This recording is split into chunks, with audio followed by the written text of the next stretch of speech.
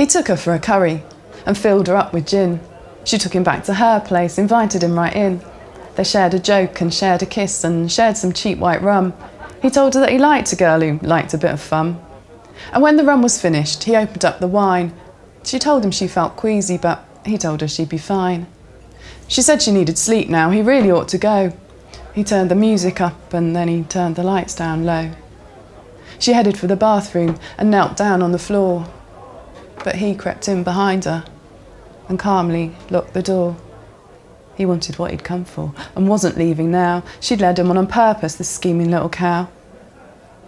She begged him not to do it, cried out in fear and pain. He laughed when he was finished, said they must do this again.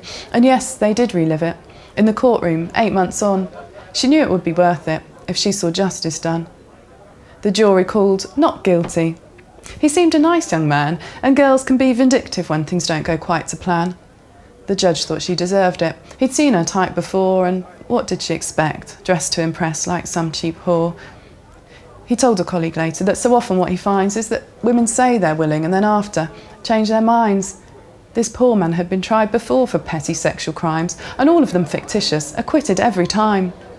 Our hero left the courtroom to champagne corks and cheers, while she slumped in a taxi to public jeers and sneers. As he rushed off to celebrate, she hurried home to cry. He was dying for a lager, and she wished she could die. She could be anyone you know, your daughter, sister, friend. And so it's up to you and me to make this violence end. It's up to us to make a change. The courts won't do it for us. We need to make our voices heard so no one can ignore us. So get out there and tell your mates, your brothers and your sons, your uncles, dads and nephews. You tell them, each last one, that however low a woman's top, however short her skirt, however much she's had to drink, however much she flirts, however she is dancing and however high her heels, however hot you think she looks, however fine she feels, whichever way she gets back home, which route she takes through town, even if she likes to party, even if she sleeps around.